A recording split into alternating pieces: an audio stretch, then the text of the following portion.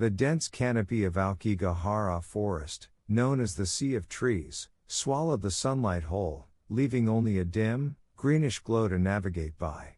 The air was thick with the scent of damp earth and decaying leaves, a natural tomb silent save for the occasional rustle of unseen creatures. My name is Alex, an urban explorer with a fascination for the forgotten and the forbidden. Aokigahara, with its haunting beauty and darker reputation, was a challenge I couldn't resist. Armed with a camera and an audio recorder, I ventured into its depths, seeking to document its eerie tranquility. The further I walked, the more the forest seemed to close in around me, the trees standing like silent sentinels to secrets best left untold. It was then, amidst the oppressive silence, that I first heard it, a whisper, so faint it could have been the wind, but it wasn't. The words were unintelligible, a murmur just at the edge of hearing. I stopped dead in my tracks, my breath coming in short, sharp gasps. I was alone, wasn't I? The recorder in my hand was still running, and on a whim, I played back the last few seconds. There it was again, that whisper, clearer now but no more understandable. My heart pounded against my ribs, a drumbeat of primal fear. The sense of being watched was overwhelming, as if the forest itself had eyes. I tried to rationalize it, an animal, the wind, my imagination, but the explanations rang hollow. The whispers grew more frequent, a chorus of voices just beyond comprehension. My camera captured nothing but the trees, yet the audio recorder picked up the murmurs with increasing clarity. I decided to leave, to retreat to the safety of the outside world, but the forest had other plans. Paths I swore I'd taken twisted back on themselves, leading me in circles. The whispers became louder, more insistent, as if trying to communicate something vital. Panic set in, my thoughts scrambled by fear. I ran, branches whipping at my arms and face, the whispers chasing me like a physical presence. Then, as suddenly as it began, the forest fell silent.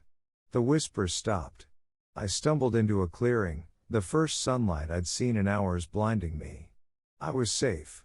But as I played back the recordings later, the whispers were gone, erased as if they'd never been.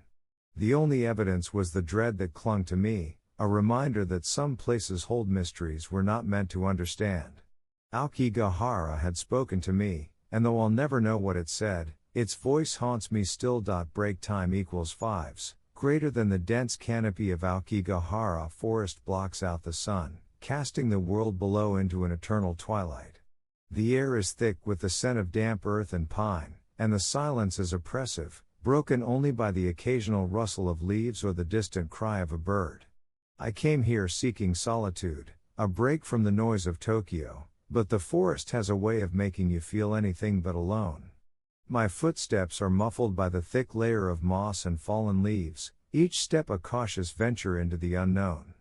The path, if you can call it that, is barely visible, a faint trail marked by the occasional ribbon tied to a tree branch, a grim reminder of those who came before me and never left. It's then that I see them, a row of personal belongings, meticulously arranged on a fallen log. A pair of shoes, a wallet, a watch, all untouched by the elements, as if placed there moments ago. My breath catches in my throat as the reality of where I'm sinks in. Aokigahara is no ordinary forest, it's a place where people come to disappear. The items are a message, a silent testament to the lives that ended here. I can feel the weight of countless eyes watching me from the shadows, the whispers of the forest growing louder, urging me to join them. My heart races as I stumble backward, the need to flee overwhelming. But the forest seems to shift around me, the path I came from now gone, swallowed by the undergrowth. The whispers grow into voices, a cacophony of despair and longing that fills my head. I run, my legs burning, my breath coming in ragged gasps, but no matter how fast I move, the forest is always one step ahead. The items are everywhere now, a trail leading me deeper into the heart of Aokigahara.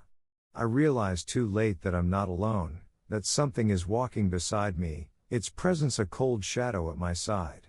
The climax comes not with a bang, but with a chilling realization: the forest has chosen me. The items are mine now, a new addition to its collection. The voices fade, leaving behind an eerie silence. I sit down beside the log, the weight of my decision settling over me like a shroud. The forest whispers one last time, a gentle sigh that carries my name on the wind. And then, there is nothing. The script ends with the unanswered question of whether the hiker succumbed to the forest's call or if they managed to escape, leaving the listener with a lingering sense of unease and the haunting mystery of Aokigahara forest. Break time equals 5s, greater than the dense canopy of Aokigahara forest, known as the Sea of Trees, muffled all sound, creating an eerie silence that was almost suffocating. The air was thick with the scent of damp earth and pine, a natural perfume that did little to soothe the growing unease in the pit of my stomach. I had come here, camera in hand, drawn by the forest's infamous reputation and the haunting beauty that lay within its depths. My goal was simple: to capture the untouched wilderness, to document the silence and the solitude. But as I ventured deeper, the forest seemed to resist my presence, the silence becoming oppressive, the shadows lengthening unnaturally. It was then that I first noticed the malfunctions. My camera, a reliable piece of equipment that had never failed me before, began to act up. The lens would fog inexplicably, the focus slipping at the most inopportune moments.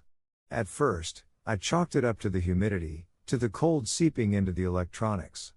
But as I reviewed the photos later, my blood ran cold.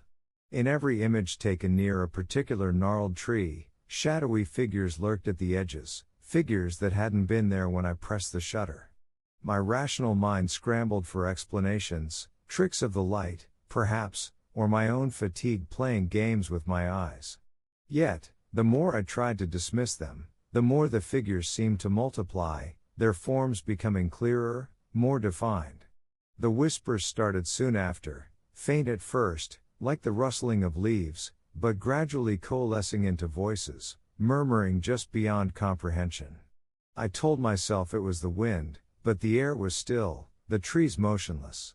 My heart pounded in my chest, a drumbeat of fear that drowned out all logic. I tried to leave, to retrace my steps, but the forest seemed to shift around me, paths I had walked minutes ago now leading me in circles. The shadows grew longer, the whispers louder, until they were no longer whispers but voices, calling my name. In a panic, I ran, my breath coming in short, ragged gasps, the underbrush tearing at my clothes. And then, as suddenly as it had begun, the forest released me.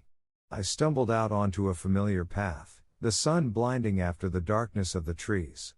But as I looked back, my camera still clutched in my shaking hands, I couldn't shake the feeling that something had followed me out. The photos I took that day, the ones that still show the shadowy figures, are locked away now. I tell myself it was a trick of the light, a malfunction of the camera. But sometimes, in the quiet of the night, I hear the whispers again, and I wonder if the forest is calling me back. Break time equals 5s, greater than the dense canopy of Aokigahara forest blocks out the sun, casting the world beneath into a perpetual twilight. The air is thick with the scent of damp earth and pine, a silence so profound it presses against your eardrums. You, an experienced guide, have led countless tours through these woods, but today, something feels off. The paths, once as familiar as the back of your hand, seem to twist and turn in ways you don't remember. The markers you've placed over the years are nowhere to be found. A cold sweat beads on your forehead as you realize you're lost in your own backyard. The forest breathes around you, its whispers curling around the trees, indistinguishable from the wind. But there are no leaves rustling, no branches creaking. Just the whispers. They grow louder, forming words in a language you don't understand, yet it feels as though they're speaking directly to your soul. Your heart races, your breath comes in short gasps. You try to rationalize it, fatigue, perhaps, or the echo of your own thoughts bouncing back at you. But the whispers persist, growing more insistent, more desperate. Shadows move at the edge of your vision, darting between the trees, always just out of sight. You call out, your voice swallowed by the oppressive silence. The ground beneath your feet feels unstable, as if the earth itself is shifting. You start to run, your instinct screaming at you to flee, but the forest seems to stretch endlessly in every direction. The whispers are everywhere now, a cacophony of voices pleading, warning, threatening. You stumble upon a clearing you've never seen before, in the center of which stands a single, gnarled tree. Hanging from its branches are countless strips of cloth, each one a silent testament to those who came before you, and never left. The whispers stop. The silence is deafening. You reach out, your fingers brushing against the cloth, and in that moment, you understand. The forest doesn't want you to leave. It's chosen you. The realization hits you like a physical blow, and as you turn to run, the paths shift once more, leading you deeper into the heart of Aokigahara. The whispers return, this time in your own voice, welcoming you home. The script ends with the guide's fate left ambiguous, the forest's secrets remaining locked within its shadowed embrace, leaving the audience with a lingering sense of unease and the unshakable feeling that some places are best left unexplored. Break time equals fives. Greater than the air in Aokigahara forest was thick with an eerie silence, broken only by the occasional rustle of leaves underfoot. Dr. Eleanor Carter, a cultural anthropologist, had come to the forest to study the local folklore surrounding its infamous reputation. The dense canopy above blocked out most of the sunlight, casting the forest floor in perpetual twilight. Eleanor's initial excitement had given way to a growing sense of unease as she ventured deeper into the woods, her GPS device flickering intermittently. It was then that she stumbled upon a small, weathered tent, half collapsed and seemingly abandoned. Inside, among scattered supplies, she found a diary. The first few pages were filled with neat, meticulous notes about the forest's flora and fauna, but as she turned the pages, the handwriting grew increasingly erratic. The entries spoke of whispers in the wind, shadows that moved without a source, and a feeling of being watched. The final pages were covered in jagged, frantic scribbles, the words indecipherable, as if written in a language that shouldn't exist. Eleanor's heart raced as she realized the diary's owner had documented their own unraveling mind. She tried to rationalize the diary's contents, attributing them to the isolation and the forest's oppressive atmosphere. But as night fell, the whispers began. Soft at first, they grew louder, murmuring in a tongue that twisted her stomach into knots. The shadows around her seemed to elongate, reaching out with unseen hands. Eleanor's breath came in short, panicked gasps as she clutched the diary to her chest, her academic detachment crumbling under the weight of primal fear. She ran, her flashlight beam bouncing wildly as branches clawed at her clothes. The forest seemed to shift around her, paths she had marked now leading in circles. Exhausted and disoriented, Eleanor collapsed against a tree, the diary falling from her grasp. As she looked up, she saw figures standing just beyond the tree line, their forms indistinct but undeniably human. They did not move, did not speak, but their presence was a silent accusation. In that moment, Eleanor understood the diary's final entries. The forest did not just drive people mad, it showed them the truth. The figures stepped forward, and Eleanor's screams were swallowed by the whispering shadows. Days later, another researcher would find her abandoned gear and the diary, its pages now filled with the same incomprehensible script. The cycle would continue, as it always had, in the heart of Aokigahara forest. Break time equals fives. Greater than the dense canopy of Aokigahara forest blocks out the sun, casting the world below into an eternal twilight. The air is thick with the scent of moss and damp earth, and the only sounds are the occasional rustle of leaves or the distant call of a bird. It's a place of haunting beauty, but also one shrouded in mystery and sorrow. You've come here seeking answers, drawn by the stories of those who ventured into its depths and emerged forever changed, or not at all. Your heart pounds as you step off the marked trail, the crunch of underbrush beneath your feet the only sign of your passage. The further you go, the more the forest seems to close in around you, the trees standing like silent sentinels watching your every move. Then, just as you begin to question your decision, you hear it, a voice, soft and familiar, calling your name. It's the voice of someone you love, someone who couldn't possibly be here. The sound tugs at your heart, drawing you deeper into the forest. You call out, but there's no response, only the echo of your own voice bouncing back at you. The calls continue, each one pulling you further from safety, further into the unknown. The air grows colder, and a sense of unease settles over you. You try to rationalize it, trick of the wind, your mind playing tricks, but the voice is too clear, too real. Then, as suddenly as it began, the calls stop. The silence is deafening. You're alone, truly alone, in the heart of Aokigahara. The shadows seem to move on their own, and the trees whisper secrets you can't understand. You realize then that the forest was never silent. It was waiting. Waiting for you. Your breath comes in short, panicked gasps as you turn to flee, but the path you came by is gone, swallowed by the forest.